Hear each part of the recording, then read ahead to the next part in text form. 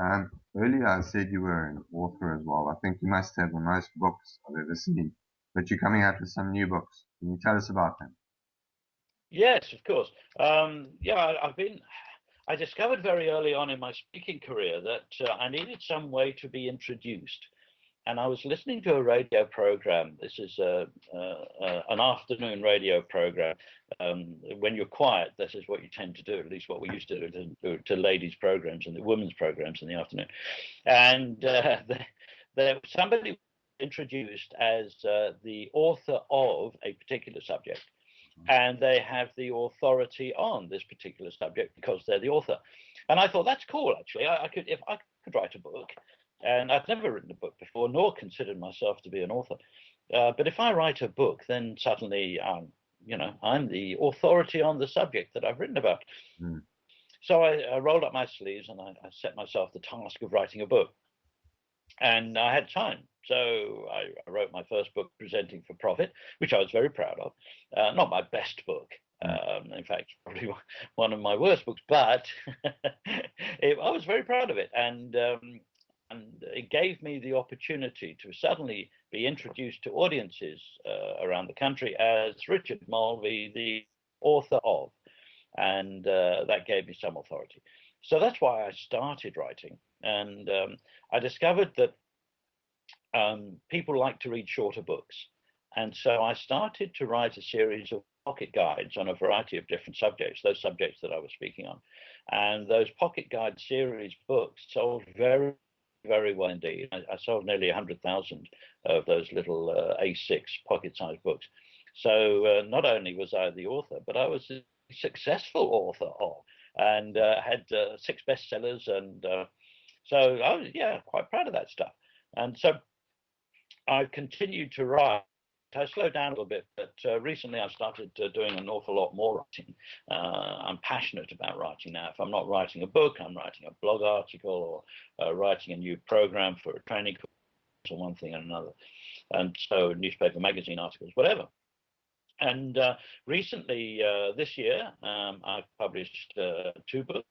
The first one is called Influence, and it's all about the speaking business, and it outlines my 20 years checkered history in the speaking business, from being very unsuccessful to start off with, very, very difficult industry to get into. Not because it's difficult to speak, but it's very difficult to find audiences who are prepared to listen. And then right the way through to the glorious years of speaking 4 or 5 days a week, and tiring myself out, and then the tough times as well. So the book outlines the mistakes I've made in the speaking industry, as well as some of the successes. And the idea behind the book is to encourage new speakers in the industry to understand what the industry is all about. If somebody's coming into an industry, there's very little to tell them. Yeah, there's plenty of books to tell them how to be a speaker, but there are very few books tell them how to grow a speaking business. And that's what this book's all around. I'm also very lucky for that book, Influence, because I've got 12, I think, contributions from international speakers all over the world who are prepared to write a few words about what they find as successful and how they've been successful in the speaking industry and mistakes they've made as well. So I'm very fortunate to get people like Alan Pease from Australia, Alan Stevens from the UK, W. Mitchell from America, Scott Friedman from Singapore, although he's American. I think he spends most of his time in Singapore. So from literally all over the world, I've got contributions from people who are truly, truly successful, way more successful than I am in the industry. And that really contributes to the book to make it sort of thing that people can then learn from in order to develop their speaking business. So I'm proud of that book. It's worked out very nicely. And the second book that I've published this year has been written between 3 of us. In fact, myself, Charlotte Kemp, and Roger Knowles. We started writing the book a couple of years ago, and it slowed down a little bit, and it speeded up again. And that book is called The Working Title, and it's all about how to write and publish and market your books in South Africa. Uh-huh. Again, it's a how-to book. That's what I write, based upon our experiences. We've looked at all the sort of frequently asked questions that people say to us. How does this work when they've written a book or writing a book? And we've outlined some of the key answers that are going to help people to write their own book. The purpose of writing that, I think, was to let people know that it's actually not all that difficult to write a book. When I wrote my first book, admittedly, it's a long time ago. I think I was writing on a 286 PC in Lotus Word Pro, just to give you an idea how long ago that was. Wow. Yeah, right. We didn't even have PDF in those days to be able to send it off to to the printer. I had to physically take the floppy disk into Hurt and Carter there in Durban to get them to transpose it, and then it went down to Cape Town to be printed. A long process, much easier nowadays. But when I wrote my first book, I said before, I didn't see myself as an author, and it was a hard battle. It was one of those things where you say, well, I don't think I can do this, but I'm going to do it anyway. Let's see how it worked out.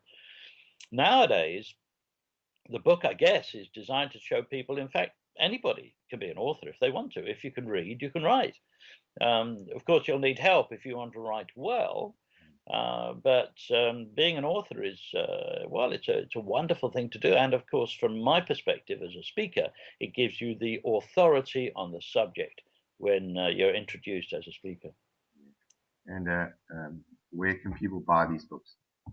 Okay, the books, all the books are available from my website. They're also available from Amazon.com, and if you want an ebook, Smashwords, of course, all my books are available on Smashwords.